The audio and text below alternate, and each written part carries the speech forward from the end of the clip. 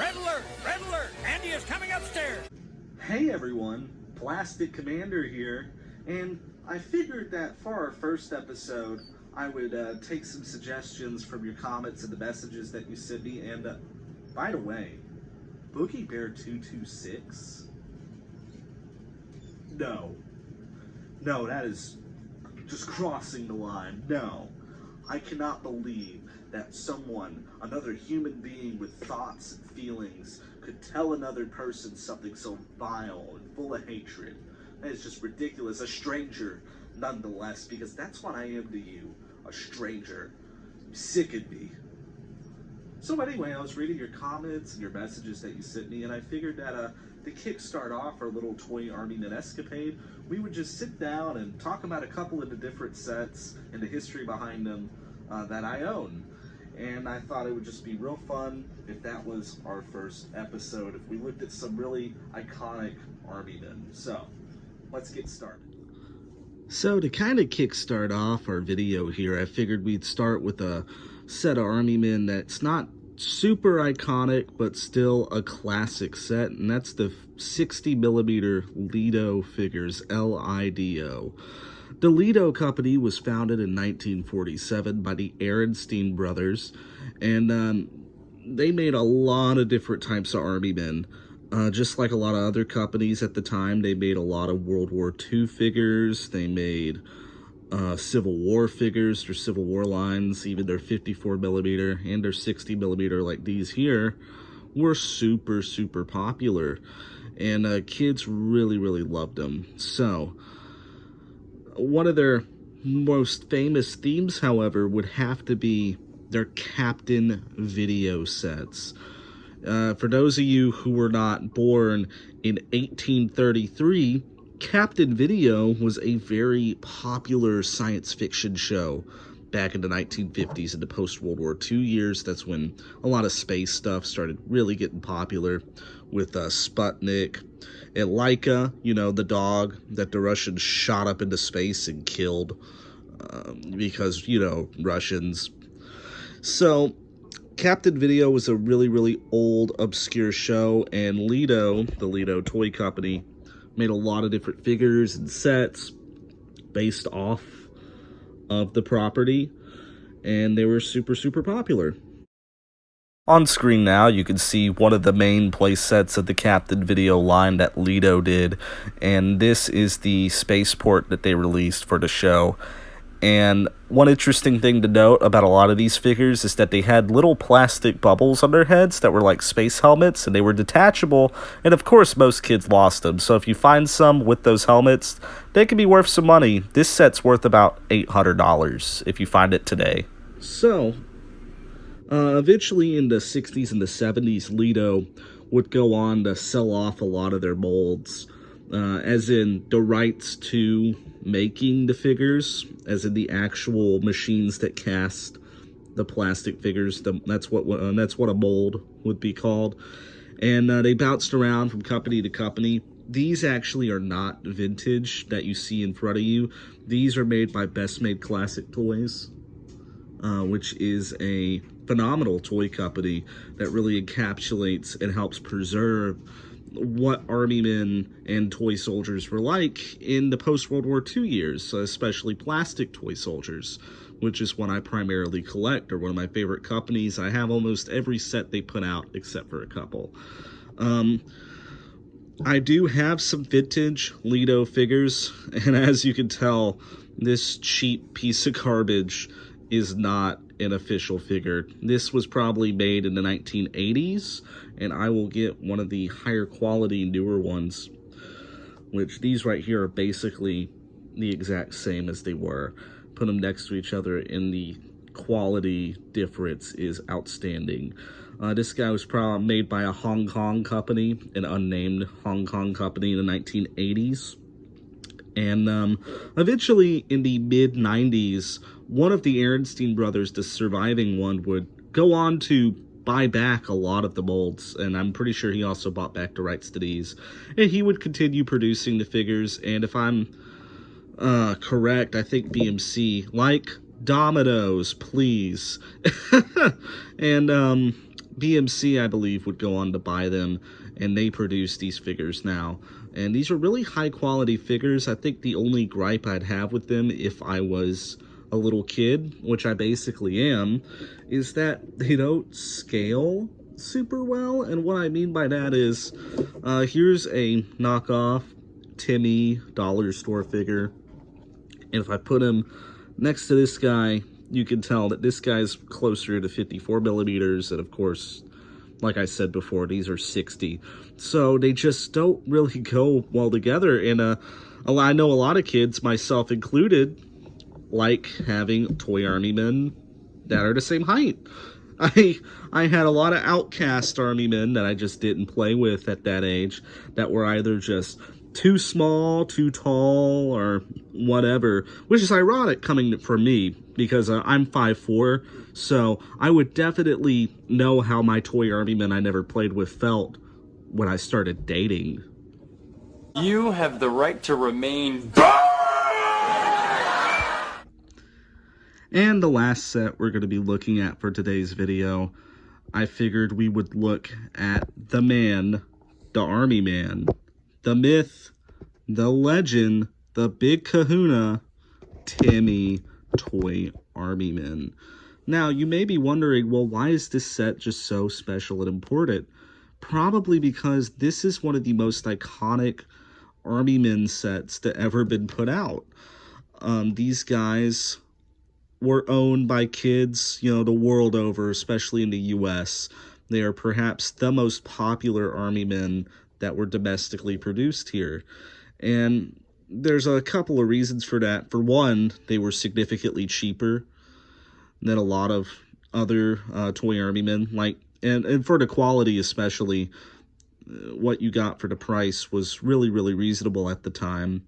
So a Mark's Battleground set would probably be closer to like $10, which, yikes, that's like a bajillion dollars in today money. Thanks, Biden. Can we just have a nice Thanksgiving dinner without you bringing up politics? And set of these guys would just be a couple of dollars, and the quality was pretty neck and neck. Another reason why they were just so stinking popular was because not a lot of other companies were making, well, for the time period, modern day army men. And what I mean by that is, in the 60s, there were still a lot of companies just riding the World War II train. A lot of toy companies made directly after World War II and started making army men and guns and military toys just based off of World War II stuff. And that was because World War II was super popular with young boys, because most kids growing up had an uncle or a dad or maybe even an older sibling who served in either the Pacific or the European theater, or maybe even served in Korea. And a lot of them were just obsessed with military stuff. But a lot of companies still made World War II stuff. Timmee went another route. They said, we're going to make guys with M16s and, interestingly enough, a Bren gun, which is far from an American gun that was used at the time period. This guy always confused me, because at the time, the light machine gun of choice was the M60. So either this is a really under-equipped National Guard unit, or they're Canadian. Oh, Order! So, you pick when you play. Timmee made these figures with great success, and in 1970 was the first year they started seeing dips in their profits from their record highs. And a big reason for that was just a huge push against military toys at the time. What you'll find in history is that during times of war, military toys are not nearly as popular. Even right now, with what's going on in Ukraine between the Ukrainians and the Russians, military toys are kind of slumping in popularity almost everywhere. It leaves a bad taste in your mouth. So, plastic products, Timmee was the parent company of plastic products, decided to start making their figures, instead of just doing plain old olive drab and tan, which I know I don't have any tan figures on the table. I wanted to look at some of the more interesting colors. And I also just didn't want to dig through thousands and thousands of army men, because I'm really depressed, guys, and it's really hard making videos for y'all. but they decided to make them in a variety of other colors, like these baby blues and neon pink, yellow, which there's no one reproducing these yellow figures. These are actually a smidge rarer, which in my opinion makes them worth a smidge more. So keep your eye open whenever you're out and about at the thrift store or the flea market or someone's garbage can. So they did that for a couple of years. They made them in these other colors, and they decided after a while, you know, we're going to go back to basics. We're going to start making our figures in olive, drab, green, and tan. And they did that for decades, all the way up until the early 2000s. On the table, if you're looking, you'll see a couple of figures that you may have never seen before. And the first one I'm going to talk about is this guy, and I'm going to put him next to his counterpart, which you may recognize. And you may be thinking, Clay, I know you take sleeping pills and drink a lot of vodka before you go to bed every night, but don't tell me you're having a hallucination episode right now in the middle of your YouTube video. And no, I'm not. If I did, this video would be way better. In fact, I may start doing that to myself. Thank you, B. You're welcome, B. Mwah. So, the big difference between these two guys are the hands. Here's one you may recognize, and if the camera decides to focus just a little bit, which it probably won't, there we go, just a tad, is that this guy has an open palm. As to where this guy, if you look closely, has a clenched fist.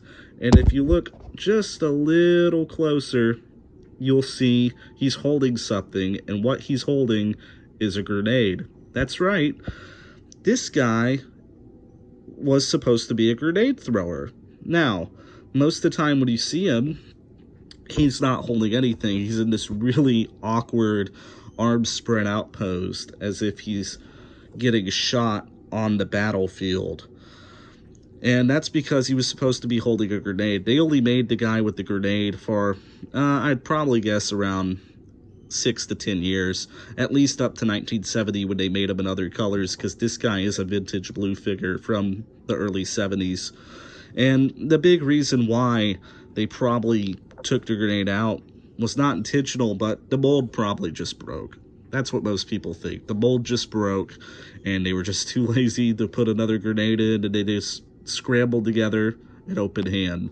And it's gotten to the point where now the knockoff figures also have an open palm. Look at these guys. The quality difference is just outstanding. And part of the reason, now that we're talking about knockoffs, Timmee went out of business in the early 2000s was just because they couldn't compete with cheap crap army men like this who were stealing their molds. Well, if you're a parent, you see 2 bags of army men, one's $2, the other's 50 cents. You're not going to care what the quality is like. Why should you? And finally, another figure in the Timmee line that you probably don't recognize is this fellow, a guy marching with an M16 slung around his back. And the reason this guy is so special is just because, well, they only made him for a few years.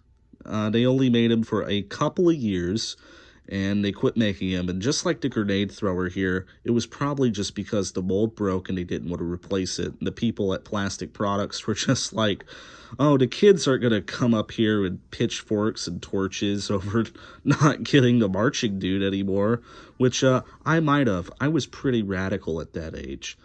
So, this is a figure that you just probably have never seen before. This guy can go for about $5 on eBay.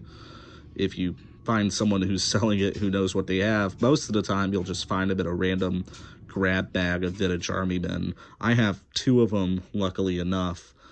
So yeah, this is the Timmee family. If you've ever seen the movie Toy Story, then you've probably seen the bucket of soldiers in that movie. That's based off a real Timmee product that they produced for years. They made varieties of these different buckets with different color army men in them, and you can find reproductions online, Amazon, and eBay for about $50 if you know where to look. Wait. I know what you're thinking. Clay, Come on. Only 2? You could do way better than that. You're really only going to do 2 different sets of army men? I'm starting to think you may not have a bajillion, zillion army men. I think you're lying to me. I think those are the only 2 sets of army men you have. And you know what? If you're thinking that, maybe you're right. Maybe I don't own any army men. Maybe that's it. Maybe that's just it. All of those like 12 army men you saw. Maybe that's my whole collection, huh? Maybe this is all fake. This is just a set, a ruse. I'm just making things up as I go. I don't actually own all these army men. Maybe I don't own a PS2 copy of Portal Runner by 3DO starring Vicky Grimm, the mistress of the Army Men series that was released on September 11th, 2001. Look it up, that's a true fact. Maybe I don't actually have a massive Army Men collection. Or maybe I do. Maybe I do. This is my boulder, which I push up a hill every day, only for it to come rolling back down to repeat the cycle. I have a lot of army men. I'm going to show all of them to you, every single one. And we're going to talk about the history of each one, the companies, where they came from, what they're based off of, where you can find them, and mail them to me. We'll get there later on. But trust me, this may be episode 1, but it's not the last one. Thanks for watching. Mission accomplished. Well done, men. Pack it up. We're going home.